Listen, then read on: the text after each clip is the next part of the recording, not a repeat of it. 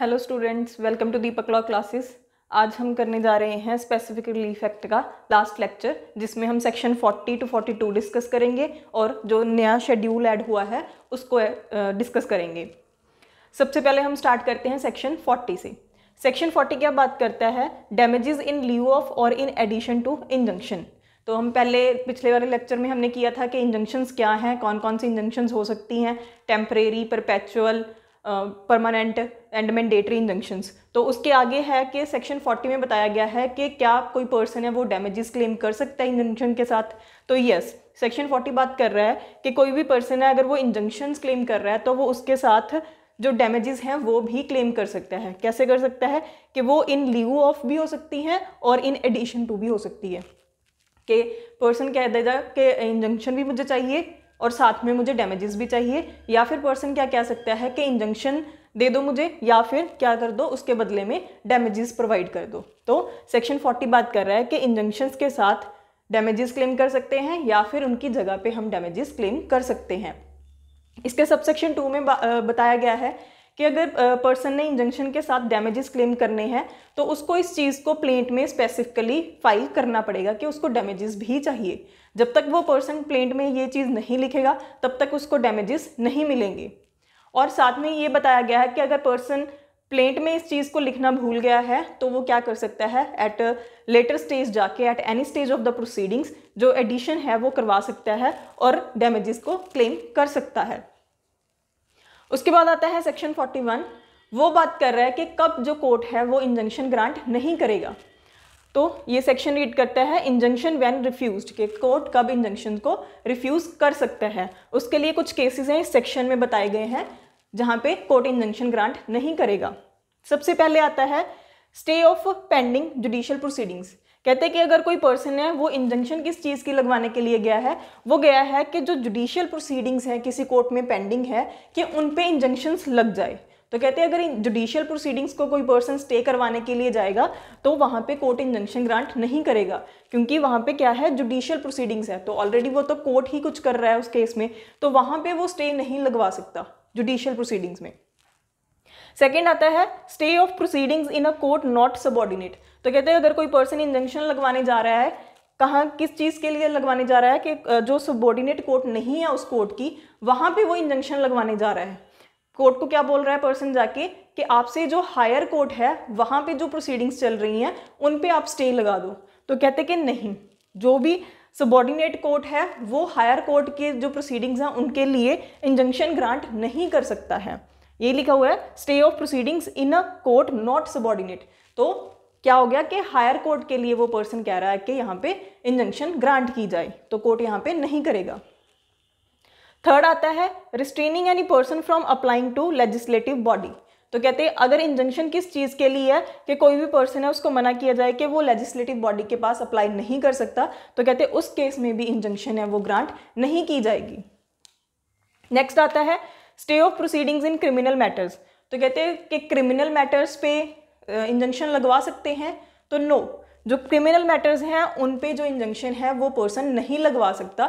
तो criminal cases जो भी होंगे उन पे प्रोसीडिंग्स वो चलती रहेंगी, उन पे स्टे नहीं लग सकती है, इंजंक्शन ग्रांट वहाँ पे नहीं होती है।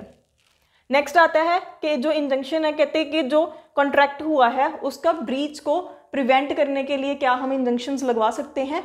तो इसका आंसर भी है कि नहीं, जो ब्रीच ऑफ कॉन्ट्रैक्ट है उसको प्रिवेंट करने के लिए जो इंजंक्शन है वो ग्रांट नहीं हो सकती।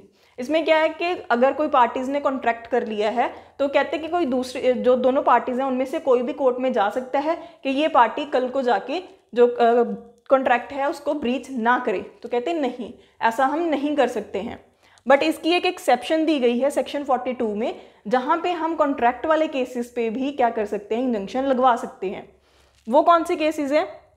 जहाँ पे जो कॉन्ट्रैक्ट हुआ है उसमें कुछ पॉजिटिव भी है कुछ नेगेटिव भी है, कि एक पर्सन है, दो पर्सन हैं, उनमें जो कॉन्ट्रैक्ट हुआ है उसमें उन्होंने एक चीज़ करनी है और एक चीज़ करने से उनको मना किया गया है। तो कहते हैं जो पॉजिटिव चीज़ है जो करनी है उसके लिए तो कोर्ट उसके ब्रीच को प्रिवेंट करने के लिए तो इंजंक्शन नहीं लगा सकता, बट जो चीज़ नहीं करनी है तो कहते क्या उसके लिए करवा सकते हैं हम इंजंक्शन। तो यस, सेक्शन 42 के अकॉर्डिंगली हम जो नेगेटिव वाली चीज़ है उसके लिए इंजंक्शन लगवा सकते हैं।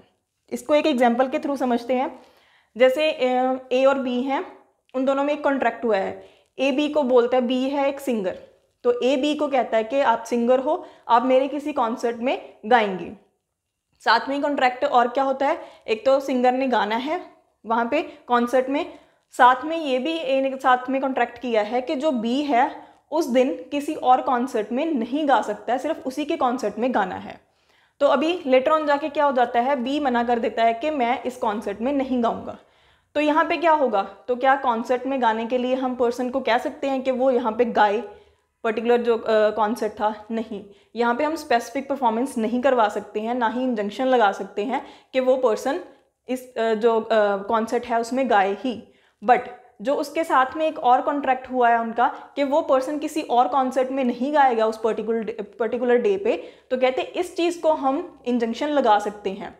तो ये जो पॉजिटिव वाला था कि उसको गाने के लिए हम फोर्स करेंगे, वो चीज़ तो हो नहीं सकती, बट उसको मना कर सकते हैं कि वो किसी दूसरे कॉन्सर्ट में ना गाए। तो ये चीज़ बताई गई है सेक्शन 42 में। नेक्स्ट आता है कि इंजंक्शन है अगर वो कोई डाउटफुल केस ऑफ न्यूसेंस है, तो कहते हैं न्यूसेंस वाले केसेस में भी जहाँ पे हमें डाउट है कि ये एक्चुअल में न्यूसेंस है भी या नहीं है, तो उन केसेस में भी इंजंक्शन है वो ग्रांट नहीं हो सकती है। उसके बाद आता है no injunction to prevent continuing breach when plaintiff has acquiesced. तो कहते हैं कि जहाँ पे प्लेंटिफ ने ही हाँ बोल दी है, पहले प्लेंटिफ कुछ नहीं कहता, जो भी वहाँ पे ब्रीच हो रही है उस चीज़ के लिए प्लेंटिफ कुछ बोलता नहीं, बट लेटर ऑन जाके प्लेंटिफ कहता है कि मुझे इस चीज़ से ऑब्जेक्शन है। तो कहते हैं पहले जब प्लेंटिफ ने ही हाँ कर दी है कोई चीज़ करने के लिए, तो बाद में वो ये नहीं कह सकता कि यहाँ पे इंजंक्शन लगा दो कि ये पर्सन अब ये काम नहीं कर सकता है। मान लीजिए कि कोई पर्सन, दो पर्सन्स हैं, एक पर्सन का घर है, दूसरा पर्सन उसके घर में से डेली आता जाता है कि राइट टू वे है उसका, तो उसके घर से डेली क्रॉस करता है, 20 ईयर्स तक यही चलता है। वो पर्सन जो जिसका घर है वो पहले तो कुछ नहीं बोलता 20 ईयर्स तक, बट अभी जाके वो बोल रहा है कि ये पर्सन को राइट टू वे ना दो।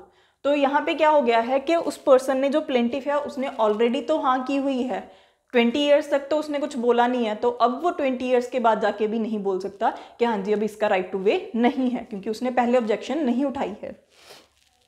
आगे आता है कि इंजंक्शन है कहाँ पे नहीं लगेगी ये, when equally efficacious remedy is otherwise available. तो कहते हैं अगर कोई और रेमेडी है वो और अवेलेबल है, तब उन केसेस में भी इंजंक्शन देने की ज़रूरत नहीं है, जो दूसरी रेमेडीज़ हम पहले वो अवेल करेंगे फिर जाके इंजंक्शन मिल सकती है। तो अगर कोई और रेमेडी अवेलेबल है तो उन केसेस में भी इंजंक्शन ग्रांट कोर्ट नहीं करेगा। आगे आता है कि अगर कोई इंफ्रास्ट्रक्चर प्रोजेक्ट है, इसको 2018 में ऐड किया गया है कि जो इंफ्रास्ट्रक्चर प्रोजेक्ट हैं उन केसेस में भी कहते हैं इंजंक्शन ग्रांट नहीं करेगा कोर्ट, क्योंकि क्या होता है कि इंफ्रास्ट्रक्चर जो प्रोजेक्ट्स होते हैं, क्योंकि उससे क्या होगा, उनमें डिले होगी, उनकी जो प्रोग्रेस है वो डिले हो सकती है, या फिर कंप्लीशन है वो टाइम पीरियड से ज़्यादा जा सकती है। तो कहते हैं इसीलिए जो इंफ्रास्ट्रक्चर प्रोजेक्ट्स हैं उनके लिए भी कोर्ट इंजंक्शन ग्रांट नहीं करेगा।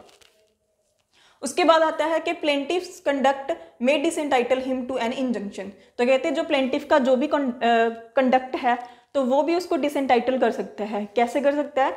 जैसे प्लेंटिफ है, अगर उसी ने ही फ्रॉड किया है किसी केस में, तो अगर फ्रॉड ही प्लेंटिफ ने किया है तो उस केस में वो जाके इंजंक्शन क्लेम नहीं कर सकता। अगर वो क्लेम करता है तो उस केस में कोर्ट उसको इंजंक्शन ग्रांट नहीं करेगी इसके अंडर। लास्ट है हमारा कि plaintiff has no personal interest in the matter. तो कहते हैं प्लेंटिफ ने ही इंजंक्शन के लिए फाइल कर दिया है, उसके बाद वो कहता है कि मेरा तो कोई पर्सनल इंटरेस्ट ही नहीं है इस केस में, तो वहाँ पे भी कोर्ट जो इंजंक्शन है वो ग्रांट नहीं करेगा। तो ये सारे केसेस हैं जिनमें जो कोर्ट है वो इंजंक्शन है उसको रिफ्यूज़ कर सकता है। इसके साथ हमारे सेक्शंस कंप्लीट हो जाते हैं। उसके बाद अभी 2018 में एक चीज़ और ऐड की गई है, वो है शेड्यूल। तो शेड्यूल में 5 इंफ्रास्ट्रक्चर प्रोजेक्ट्स हैं जो जिनको ऐड किया गया है। फर्स्ट है ट्रांसपोर्ट, सेकंड एनर्जी, थर्ड है वाटर एंड सैनिटेशन, फोर्थ है कम्युनिकेशन, फिफ्थ है सोशल एंड कमर्शियल इंफ्रास्ट्रक्चर। तो ये 5 प्रोजेक्ट्स हैं जिनको 2018 में शेड्यूल में ऐड किया गया है, और इनके आगे सब पार्ट्स हैं जिनमें इनकी एक्सप्लेनेशंस हैं कि ट्रांसपोर्ट में क्या क्या इंक्लूड होता है, आगे एनर्जी वाटर सैनिटेशन में क्या क्या इंक्लूड किया गया है इंफ्रास्ट्रक्चर प्रोजेक्ट्स में। तो इसके साथ हमारा स्पेसिफिक रिलीफ एक्ट है वो कंप्लीट होता है, और नेक्स्ट लेक्चर में हम इसकी अमेंडमेंट को डिस्कस करेंगे कि जो अमेंडमेंट 2018 की आई है वो अमेंडमेंट कि क्या हमें कंसीक्वेंसेस हैं, उसके क्या पॉजिटिव्स हैं, क्या नेगेटिव्स हैं, उनको हम डिस्कस करेंगे।